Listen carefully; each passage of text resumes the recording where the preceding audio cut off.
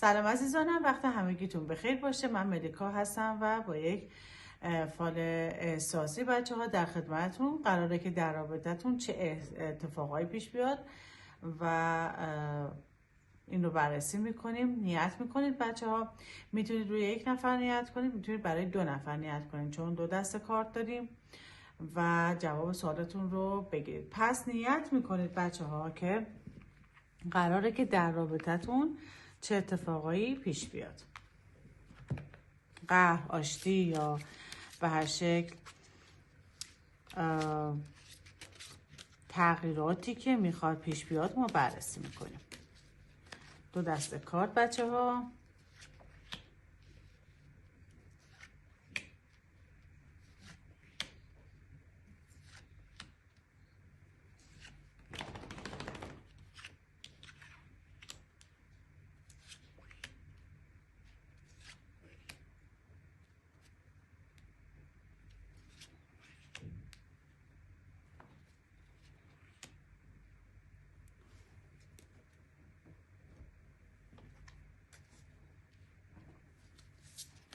کارت های سمت راست، کارت های سمت چپ. ویدیوهایی هم میگیرم بچه ها براتون که در رابطه های کاریتون یا به هر حال رابطه های کلی قراره که چه اتفاقی پیش بیاد. منتها این صرفا احساسیه، یعنی نیت های احساسی بکنید.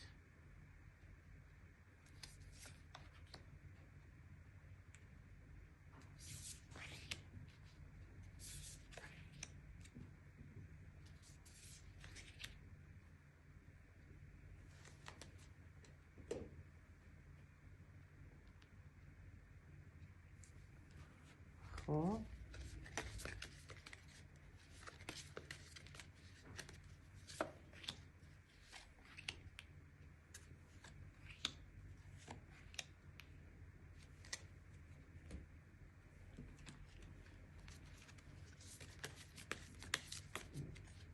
بچه ها، تمرکزتون اگر بالا باشه کاملا جواب سوالتون رو میگیرید. من باز هم تاکید میکنم که والها به صورت جنرال هست و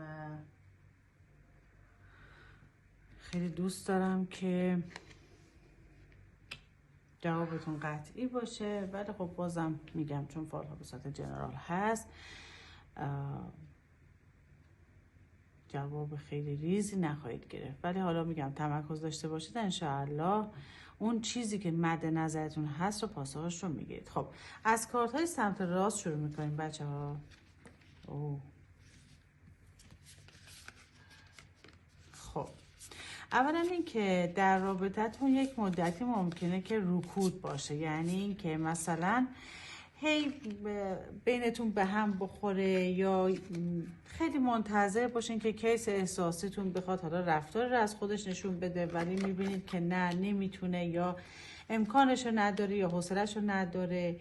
یه مدتی ممکنه که رابطتون کسل کننده بشه، بگید چرا تکلیفم روشن نمیشه، چرا موضوع رو به راه نمیشه. ولی بچه ها، من موضوعی که دارم در رابطتون میبینم گرمتر شدن رابطتون هست و اینکه حتی احتمال اینکه بخواید با هم شما بحث احساسی هم بینتون صورت گرفته بخواد به قولی جدی تر بشه هم امکانش وجود داره، یعنی بحث خواستگاری، بحث ازدواج و عمیق‌تر شدن رابطه.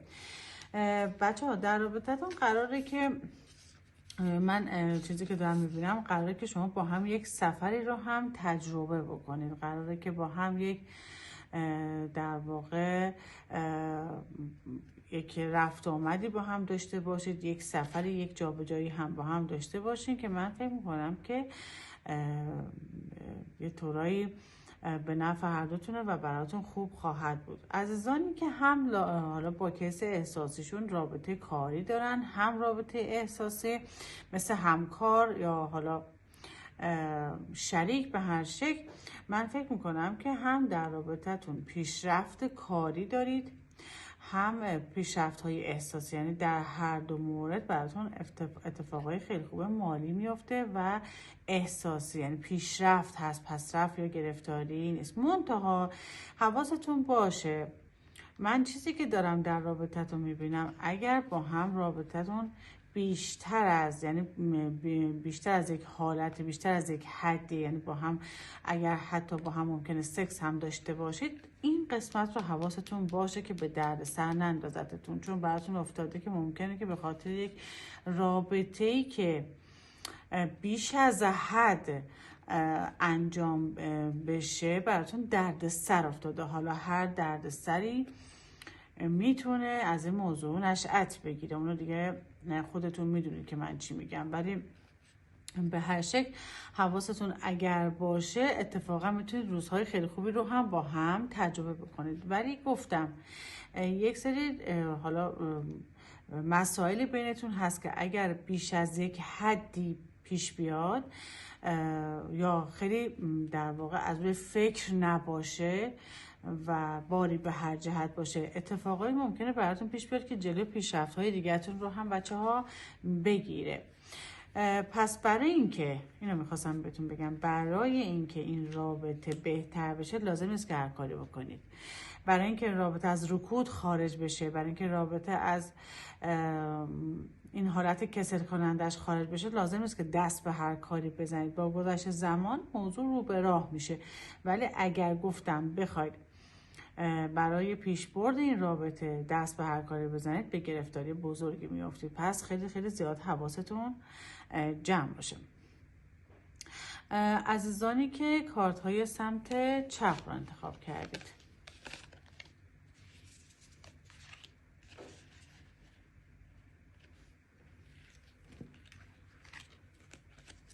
خب عزیزانی که کارت های سمت چپ رو انتخاب کردید، اولا اینکه یک مقداری در رابطتون گرفتگی و بستگی هست، مشکلاتی که ممکنه که خیلی غیر عادی براتون پیش بیاد. لطفاً سمت دعانویس نرید برای این موضوع. خانم و آقا فرقی نمیکنه میخواید برید، میگم نرید. و خواهشی که ازتون دارم با صبر این موضوع حل میشه. اگر حس میکنید که رقیب دارید و رقیب داره جلوی پیشبرد اهداف شما رو میگیره، فکرتون تقریبا درسته، ولی رقیبتون هم دست به دامن کس دیگه ای شده، دست به دامن یک در واقع یک انرژی غیر عادی که شما این انرژی رو میتونید که برطرف بکنید. من حس میکنم که زیاد در این رابطه خودتون رو اذیت نکنید. حس میکنم که اگر نشد یه طوری باید بگید فدای سرم، چون داره براتون اتفاقای خیلی جدیدی پیش میاد، عشق جدیدی سمتتون میاد و از همه بهتر اینه که اول شما میفهمید که چقدر این مدت برای خودتون به خودتون ظلم کردید، برای خودتون وقت نذاشتید و چقدر میگه که ای کاش که بیشتر به خودم میرسم، ای کاش به خاطرش خودم اذیت نمیکردم. و وقتی که این واقعا ارزش وجودی خودتون رو متوجه میشید، وقتی که به جسمتون به روحتون ارزش میذارید، حالا منتظر یک عشق جدیدی باشید که میاد سمتتون. من فکر میکنم عزیزانی که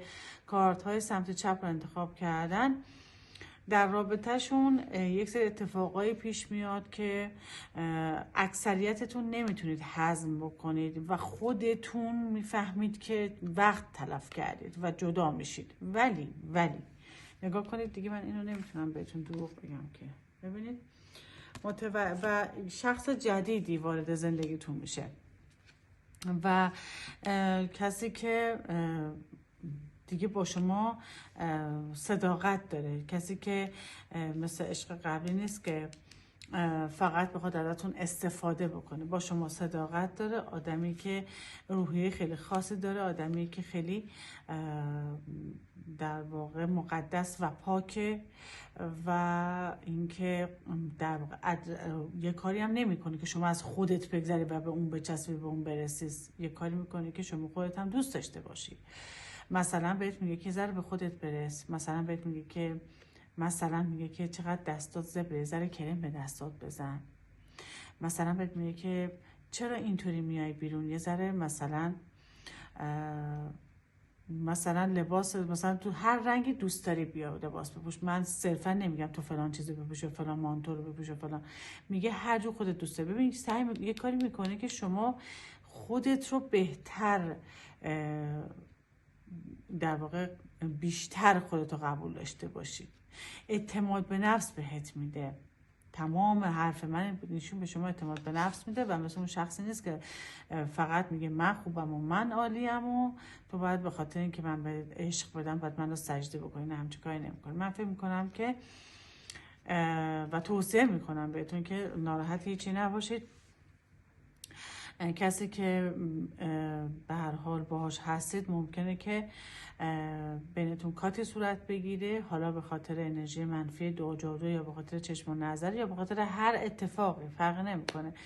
ولی شما بعد از اینکه شاید هم الان در حین جدایی باشید یا در حین مشکلات باشید، میگه جدا میشی ولی بعدش ثروت به دست میاری، ثروت مالی، ثروت عاطفی و ثروت سلامتی.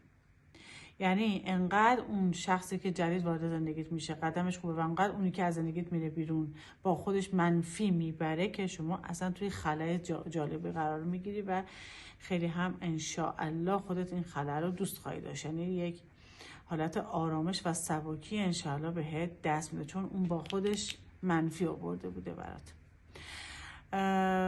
امیدوارم که همتون از لحاظ احساسی بچه اوقات بخیر باشید.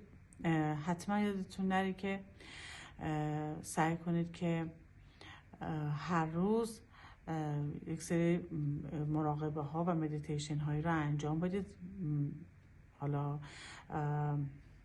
میتونید جذب فرشته انجام بدید یا یک سری مراقبه هایی که برای جذب کیس احساسی عالی و خوب هست و کسی که با مثل شما باشه و خیلی دمسازتون باشه، با هم روزهای خوب رو سپری بکنید انشالله. میدونید که همه آدم ها خوب و بد، حالا سه خصوصات خوب دارن، سه خصوصات بد دارن، بد و خوب دارن، ولی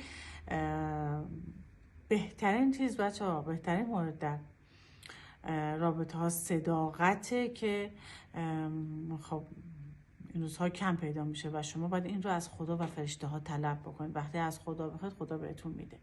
منتها هر روز بگید، هر روز از خدا بخواید و بهش فکر بکنید. تو دفترچه بردارید، هر روز بنویسید چی دوست دارید همسرتون داشته باشه، چه خصوصیات، و یه روز برمیگردید دفترتون رو ورق می‌زنید، نگاه میکنید و ببینید آره همونا رو داره. چرا؟ چون شما تمرکز کردی، خواستی و طلب کردی، وقت گذاشتی، نوشتی و هر روزم به خدا بگید خدای شکرت که همچین کسی به من دادی. حالا هنوز نگرفتی ولی شما شکرگزاریشو انجام بده. بچه‌ها سابسکرایب، لایک یادتون نره، حمایت هم کنید، برام کامنت بذارید سوالاتی که دارید و حالا فالوهایی که دوست دارید، انرژی خوانی هایی که دوست دارید براتون انجام بدم و التماس دارم.